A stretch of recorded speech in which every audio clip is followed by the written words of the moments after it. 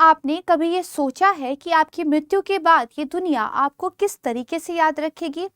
और कभी ऐसा हो जाए कि आपको ये पता चले कि आपके जाने के बाद ये दुनिया आपको मानव जाति के हत्यारे के रूप में याद रखने वाली है, तो अवश्य आपको धक्का लगेगा। कुछ ऐसा ही हुआ अल्फ्रेड नोबेल के साथ। अल्फ्रेड नोबेल जिन्होंने डायनामाइट का आविष्कार किया था और आज जिनको हम याद करते हैं दुनिया के सबसे प्रतिष्ठित और सम्मानित पुरस्कारों के लिए, नोबेल पुरस्कारों के लिए। अक्टूबर का महीना 6 दिन और 6 कैटेगरीज में 6 नोबेल पुरस्कारों की नॉमिनेशन होती है। जैसे ही इन नॉमिनेशन वाले व्यक्तियों के नाम सार्वजनिक हो जाते हैं तो पूरी दुनिया से उनके लिए वाहवाही की आवाज उठने लगती है। ये पुरस्कार उन व्यक्तियों को मिलते हैं जिन्होंने मानव जाति के कल्याण के लिए कुछ खोज या आविष्कार किया होता है। जब ये पुरस्कार मिलता है तो एक गोल्ड मेडल और प्रमाण पत्र के अलावा बहुत बड़ी पुरस्कार राशि भी मिलती है। ये राशि लगभग $9 लाख या फिर 7.3 करोड़ रुपए के जितनी होती है।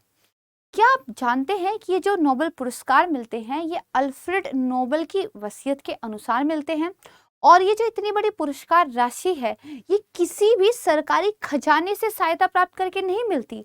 तो अब आपके मन में बहुत सारे सवाल उठने लगे होंगे। सबसे पहला तो ये कि आखिर ये जो इतने सम्मानजनक नोबेल पुरस्कार हैं इनका नाम हमने अल्फ्रेड नोबेल के नाम पर ही क्यों रखा है, और ऐसा उनको क्या महसूस हुआ था कि उन्होंने अपनी वसीयत में ये लिख दिया था कि नोबेल पुरस्कार दिए जाए। और साथ ही यदि किसी सरकारी खजाने से इस पुरस्कार राशि के लिए हेल्प नहीं मिलती है तो ये इतना ज़्यादा पैसा आखिर आता कहाँ से है। नमस्कार दोस्तों, मैं प्राची संस्कृति आईएएस यूट्यूब चैनल पर आपका स्वागत करती हूँ। और अक्टूबर का महीना 6 कैटेगरीज, 6 नॉमिनेशन, 6 नोबेल पुरस्कार, इनकी घोषणा धीरे धीरे होने लगी है। हम अभी समाचारों में देखेंगे फिजिक्स के क्षेत्र में, मेडिसिन के क्षेत्र में और केमिस्ट्री के क्षेत्र में पुरस्कारों की घोषणा हो चुकी है।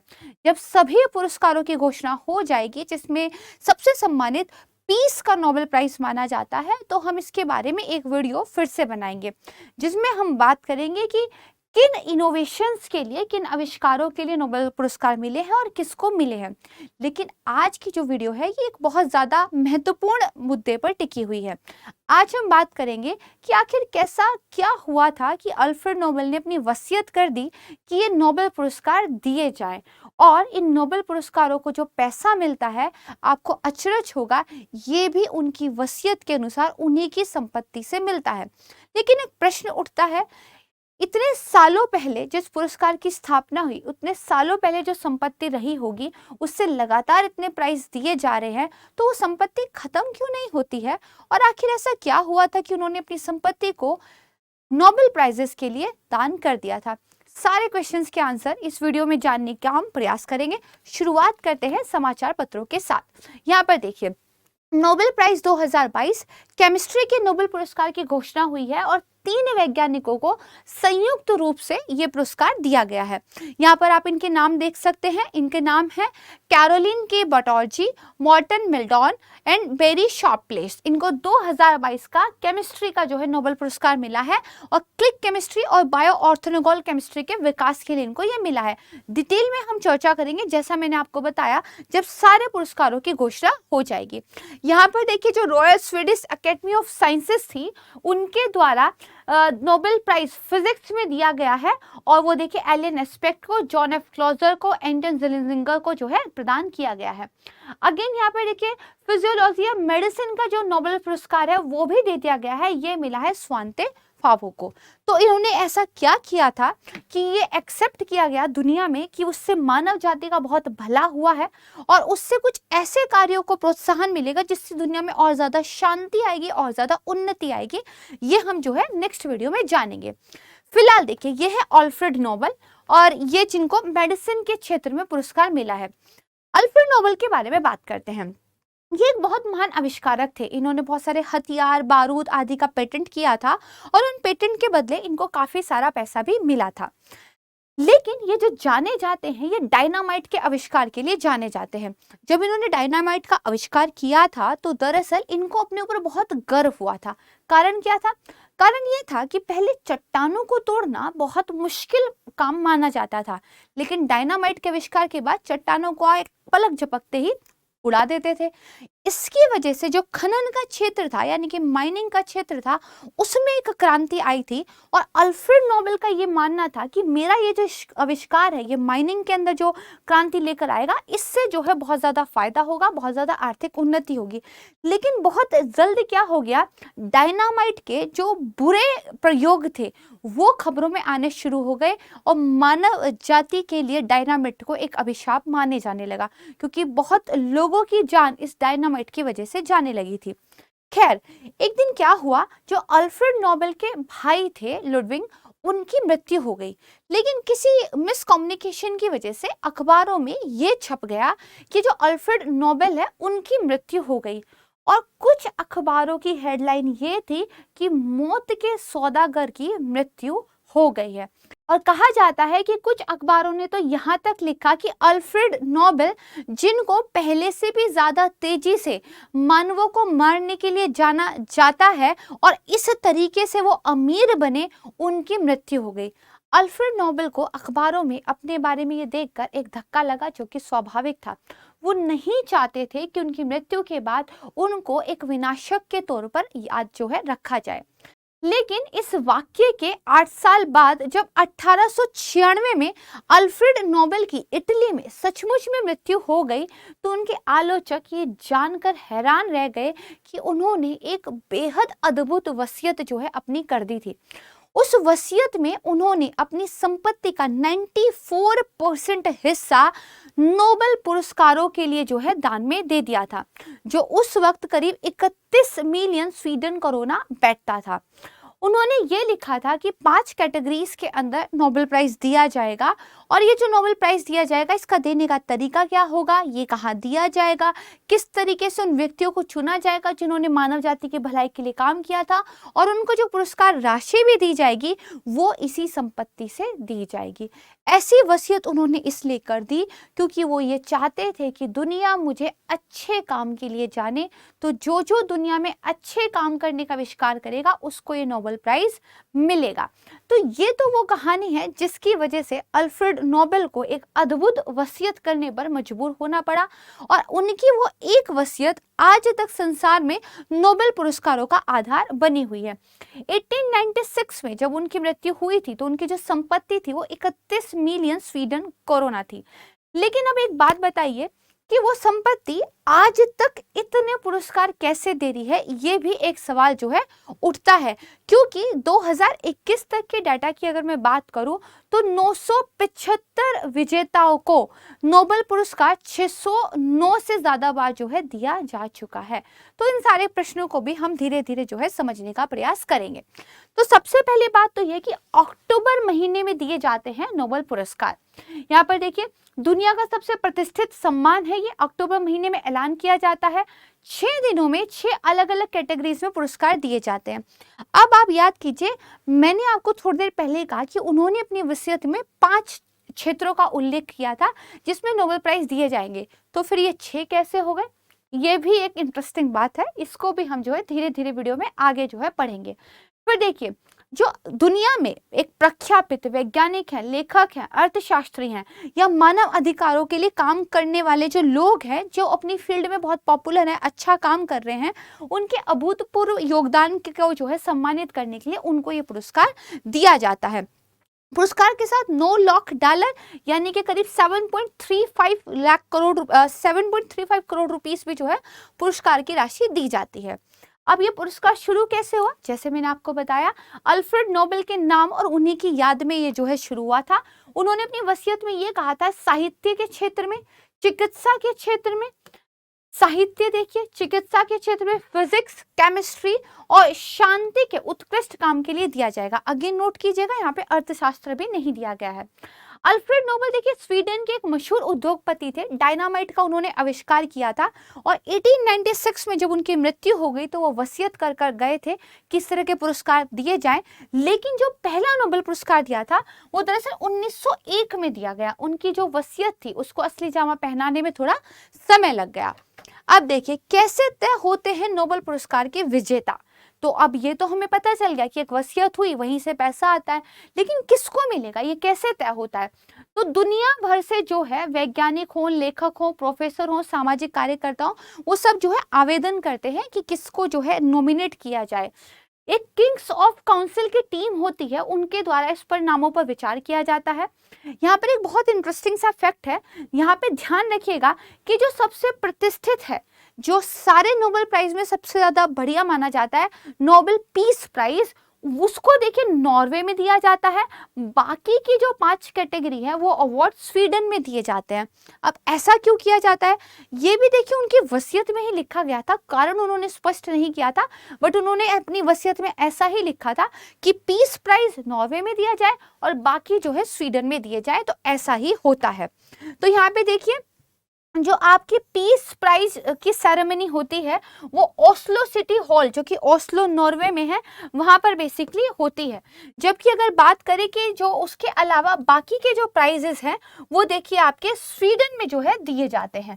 ठीक है, तो इस चीज को ध्यान रखिएगा, उसी हिसाब से सेरेमनी भी यहाँ पर होती है। अब कहाँ से आता है ये पैसा, बात आती है यहाँ पर।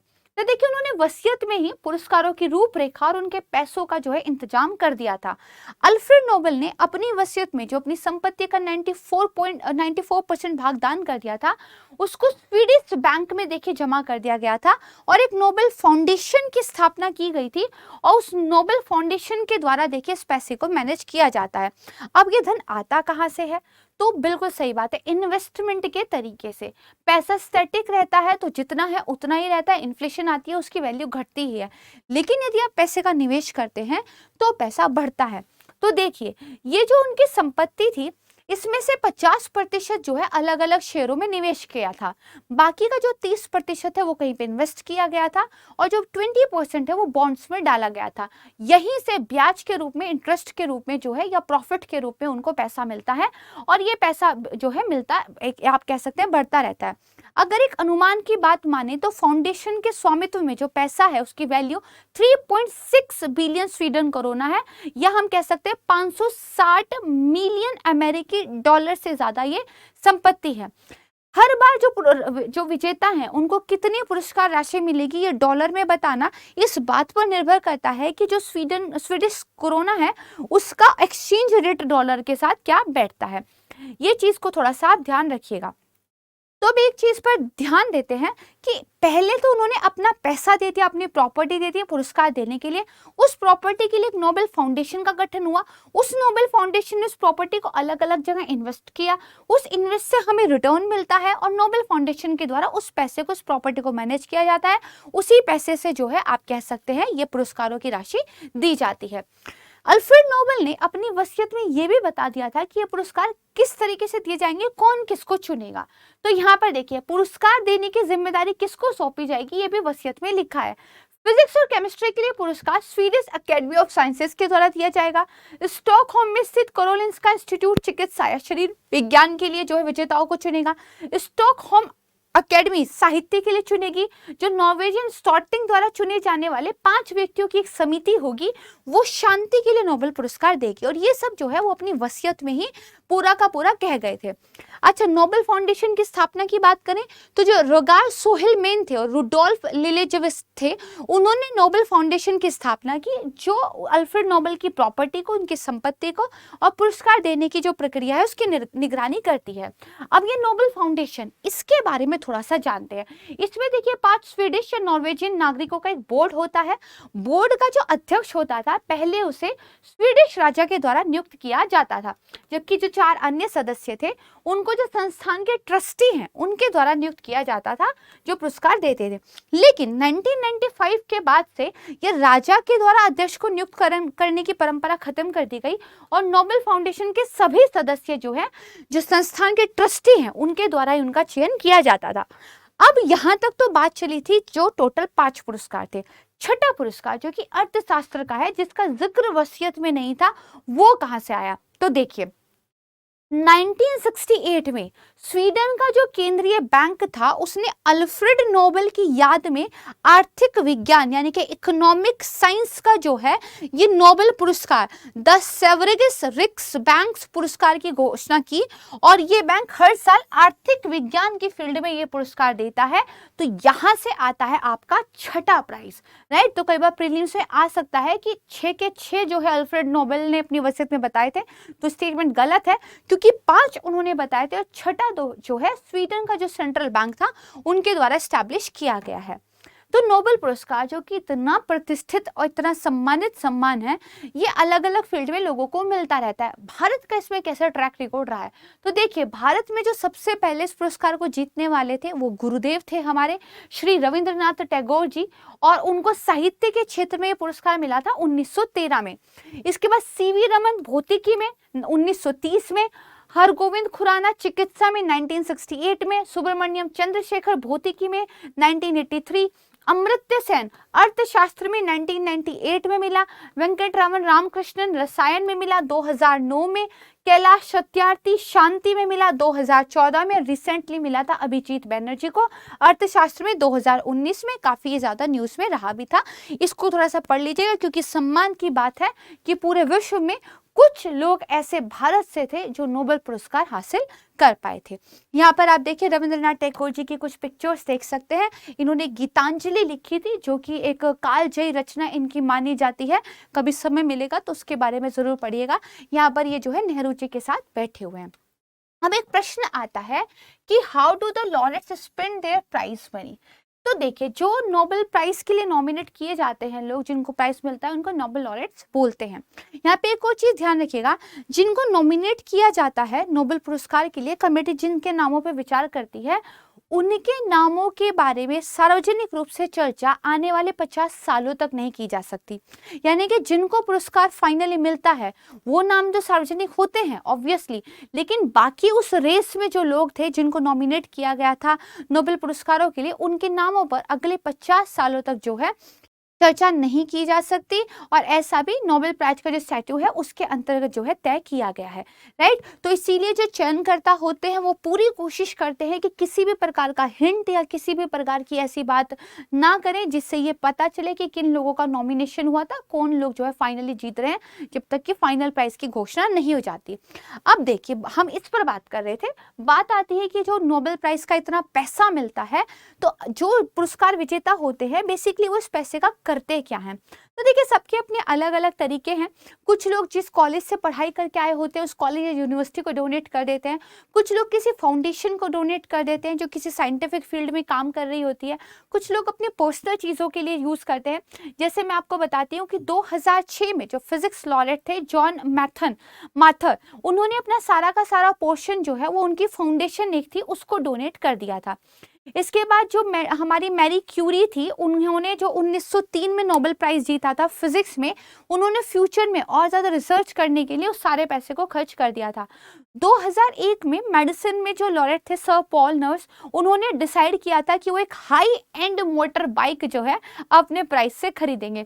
कुछ लोग यूनिवर्सिटीज़ को डोनेट कर देते हैं, कुछ लोगों ने म्यूजियम्स को डोनेट किया है, कुछ लोगों ने लाइब्रेरी को डोनेट किया है, और कुछ लोगों ने जैसा मैंने आपको बताया कि उन्होंने अपने लिए एक हाई एंड बाइक खरीदी थी तो अपने पर्सनल यूज़ के लिए डोनेट कर दिया। तो it depends on the person कि वो अपनी मनी को किस तरह यूज़ करना चाहते हैं, क्योंकि वो उनकी एक मनी होती है, राइट। तो ये थोड़ी सी इंटरेस्टिंग सी कहानी थी, ये थोड़ा सा बैकग्राउंड था कि नोबेल प्राइज जब आप पढ़ें उससे पहले आपको पता हो कि आखिर नोबेल प्राइज का इतिहास कैसा है, कहाँ से जो है इनकी उत्पत्ति, और ये जो पैसा है एक्चुअली ये कहाँ से आता है। तो now you know all the answers. और बहुत जल्द मिलेंगे एक नई वीडियो के साथ, और जब सारे पुरस्कारों की घोषणा हो जाएगी तब हम फिर से एक नई वीडियो के साथ मिलेंगे। और तब तक के लिए आपको नमस्कार, धन्यवाद, जय हिंद।